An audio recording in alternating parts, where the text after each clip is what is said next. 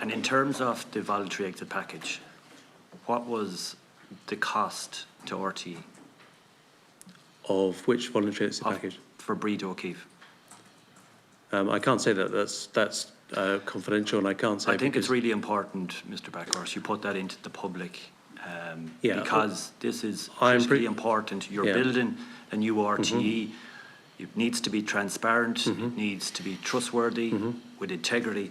And also we need to see accountability. Now you're underprivileged here and it's in the public interest that you provide that information to the committee.